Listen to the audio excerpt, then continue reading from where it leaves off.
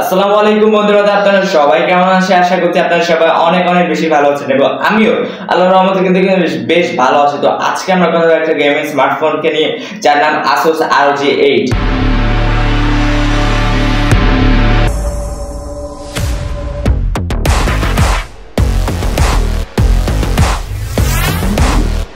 ডিজাইনটা আমার কাছে পার্সোনাল আগের ডিজাইনের থেকে এই ডিজাইনটা কিন্তু বেশ ভালো লাগতো, বা অনেকের হয়তো ভালো লাগবে না। তবে আগের মতো আর কি গেমিং ভাইব টাইপ নেই, তবে হালকা পাতলা কিছু রয়েছে এবং এটার ডিজাইন আমার কাছে বেশ ভালো লাগছে। এবং এটার রেগুলার যে পোর্শন বাটন রয়েছে, এইখানে আপনার আয়ার ব্লাস্টার বাজে বাদ বাকি যা প্রয়োজনীয় থাকে একটা গেমিং স্মার্টফোন মোটামুটি সব পেয়ে যাবেন। দুইটা কিন্তু এখানে টাইপ সি পোর্ট রয়েছে, একটা মানে গেমিং সময় যে চার্জ শেষ হয়ে যায় সে কারণে ইউজ করার জন্য, আর একটা নর্মাল ভাবে ইউজ করার জন্য এখানে দিয়ে রয়েছে। এবং কিন্তু 3.5 মিলিমিটার একটা হেডফোন জ্যাকও রয়েছে, এরকম ফ্ল্যাগশিপ ফোনের সাথে, যেটা তো একেবারেই থাকে না, সেটাও দিয়েছে। এবং আরো যে মনে করেন যেগুলো প্রয়োজন হয় পোর্শন বাটন, সেগুলো কিন্তু রয়েছে। তো এবার কথা বলবো এই ফোনটির ডিসপ্লে সেকশনকে নিয়ে। এখানে 6.78 ইঞ্চির একটা LTPO AMOLED ডিসপ্লে রয়েছে, যেটা এখানে 165 Hz হাই রিফ্রেশ রেট রয়েছে এবং যেটা ফুল HD প্লাস রেজলিউশনে তৈরি করা হয়েছে। এতে 2500 নিটস পিক ব্রাইটনেস রয়েছে এবং এখানে রয়েছে ইন ডিসপ্লে ফিঙ্গারপ্রিন্ট স্ক্যানার, যেটা কিনা বেশ ফাস্ট এবং একুরেট ছিল। তো এরকম লাখ টাকার একটা ফোনে ফুল HD প্লাস একটু মানে কম হয়ে যায় না ভাই? তো মোটামুটি 40-50 হাজার টাকা 60 হাজার টাকার ফোনে 1.5K রেজলিউশনের ডিসপ্লে কিন্তু থাকে। তো এখানে ফুল HD প্লাস অবশ্যই একটু রেজলিউশনটা আসলে দাম হিসেবে কম রয়েছে, তবে এখানে যদি 2K না 1.5K যদি দিত তাহলে মোটামুটি একটা সন্তুষ্টজনক জায়গায় থাকতো গেমিং স্মার্টফোন। তো ডিসপ্লের দিকে হয়তো তেমন একটা নজর দিন, বাট ডিসপ্লেটা কিন্তু বেশ ভালো এবং হাই রিফ্রেশ রেট থাকার কারণে এই ডিসপ্লেটা কিন্তু বেশ স্মুথ ভাই, ভালো। মোটামুটি মানে কমান কোনটা 120 Hz রিফ্রেশ রেট হচ্ছে কি কমান, এখানে 165 Hz দিয়েছে, যা এক্সট্রা একটা স্মুথনেস অবশ্যই ফিল করবেন। তবে লাখ টাকার একটা স্মার্টফোন অবশ্যই 2K বা 1.5K হায়ার রেজুলেশন অবশ্যই কিন্তু এখানে দেওয়া উচিত ছিল আসুসের। তো এবার কথা বলবো এই ফোনটির সবচেয়ে হাইপ তৈরি করার যে বিষয়টা, সেটা হচ্ছে পারফরম্যান্স সেকশন। এখানে র্যাম রমের পাবেন আপনারা 12GB এবং 16GB, তবে প্রো ভেরিয়েন্টে কিন্তু 24GB র্যাম আপনারা পাবেন, তবে এখানে নন প্রো ভেরিয়েন্টে যেটা নেই। এবং রুম ভেরিয়েন্টে আপনারা 256GB সর্বোচ্চ পেয়ে যাবেন। এখানে প্রসেসর সেকশন আছে কোয়ালকমের best processor Qualcomm Snapdragon 8 Gen 3।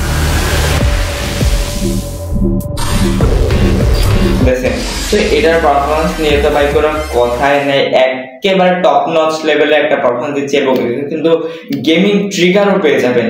তো আরেকটু ভিতরের দিকে আসলে গেমিং ট্রিগারটা হইলে ভালো হতো, একটু মানে সাইডে সাইডে চলে আসছে, যার কারণে অনেকে হয়তো মানে একটু আঙ্গুল বাঁকা করে তারপর ওখানে দিতে হবে। তবে এর টাচ রেসপন্স কিন্তু বেশ ভালো ছিল এবং এটার ভাই গেমিং নিয়ে কোনো কথাই হবে না, পুরাই জোস লেভেলে একটা গেমিং পারফরমেন্স এই ফোনটা কিন্তু দিয়েছে। এবং এর র্যাম রম যেহেতু 12GB 16GB হায়ার র্যাম রয়েছে, তো মাল্টিটাস্কিং কিন্তু এখানে মোটামুটি বেশ ভালো পাওয়া গেছে। তো ফোনটা হালকা পাতলা কিন্তু হিট জেনারেট করে, একেবারে ভাই সাধু না, এই ফোনটা হালকা পাতলা কিন্তু হিট জেনারেট করে।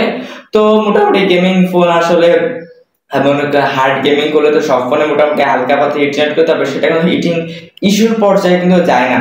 তো এটা গেমিং নিয়ে ভাই পুরাই শতভাগ সন্তুষ্ট থাকবেন, যেহেতু গেমিং ফোন এটা, তো গেমিং নিয়ে কোনো কমপ্লেইন নেই। তো গেমিং ফোনের ক্যামেরা কিন্তু ভাই একটু খারাপ হয়, তো এবার এই বিষয়টা নিয়ে আমরা কথা বলি। এটা 50 মেগাপিক্সেল মেইন ক্যামেরা রয়েছে এবং 13 মেগাপিক্সেল একটা আলট্রা ওয়াইড ক্যামেরা রয়েছে এবং 5 মেগাপিক্সেল একটা ম্যাক্রো ক্যামেরা রয়েছে। বাট প্রো ভেরিয়েন্টে কিন্তু 5 মেগাপিক্সেলের ম্যাক্রোর জায়গায় একটা বাই টেলিফটো জুম লেন্স দিয়ে দেওয়া হয়েছে, যেখানে 3x অপটিক্যাল জুম রয়েছে এবং এটা সেলফিতে রয়েছে 32 মেগাপিক্সেল একটা ক্যামেরা। তো এটা মেইন ক্যামেরা কিছু স্যাম্পল দিয়ে দিচ্ছে, এরকম বেশ ভালো লাগে ডিটেইল শার্পনেস। মোটামুটি আগের জেনারেশন থেকে এইখানে ক্যামেরাতে না কিছুটা ইমপ্রুভমেন্ট রয়েছে। এখানে আগের জেনারেশন আসলে তেমন একটা ভালো ছিল না এত টাকা হিসেবে, তবে এবার কিন্তু বেশ ভালো লেভেলে ইমপ্রুভমেন্ট আনছে তারা মেইন ক্যামেরাতে। এবং আলট্রা ওয়াইড ক্যামেরার ছবিও আমার কাছে বেশ ভালো লাগছে। তবে এখানে একটা টেলিফটো জুম লেন্স আশা করা যায়, কারণ লাখ টাকার একটা ফোন। তবে যেহেতু গেমিং ফোন ক্যামেরাতে একদমই তারা ফোকাস দেয় নাই এমন একটা বিষয় আগে ছিল, বাট এখন মোটামুটি হালকা পাতলা দিছে তারা ফোকাস। তবে আরো মানে ইমপ্রুভমেন্টের জায়গা রয়েছে ক্যামেরাতে। এবার কথা বলে সেলফি ক্যামেরা 32 মেগাপিক্সেল সেলফি ক্যামেরাতে মোটামুটি বেশ ভালো লেভেলের ছবি পাওয়া যাচ্ছে, তবে আরেকটু ভালো কিছু হইলে অবশ্যই ভালো হতো। তো সর্বোচ্চ কিন্তু এখানে 8K 24 FPS এর মেইন ক্যামেরাতে ভিডিও রেকর্ডিং করা যায় এবং 4K 60 FPS এ করা যায়। আমি স্যাম্পল দিয়ে দিচ্ছি দুটোরই 8K তা এবং 4K তা। তো 8K তে বেশ স্টেবল পারফরম্যান্স করে, বাট 4K 60 fps এর ভিডিও আরো বেশি স্টেবল এবং এটা ভাই আরো বেশি কাজে লাগানো উপযোগী। তো আমি আপনাদেরকে বলবো ভাই 8K বাদ দিয়ে 4K তে 60 fps এ শুট করেন, তাহলে বেটার হবে। আর 8K তে ভাই প্রচুর পরিমাণে জায়গা খায়।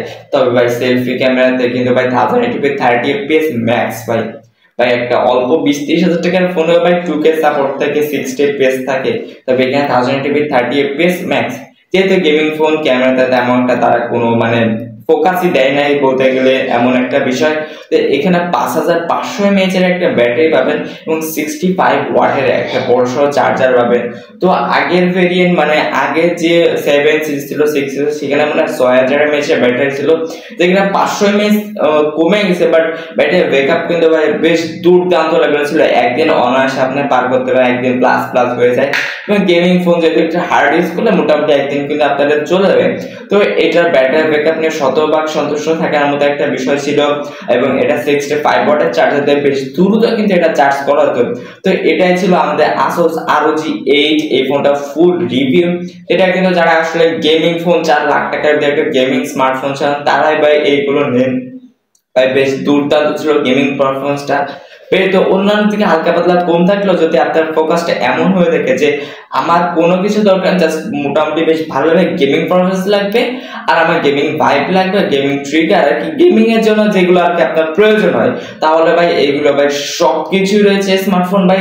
চোখ বন্ধ করে গেমিং এর জন্য স্মার্টফোনকে নিয়ে যায় কিন্তু। এবং আপনার যা বড় বড় গেমাররাও কিন্তু Asus এর গেমিং স্মার্টফোন গুলো ইউজ করে থাকে।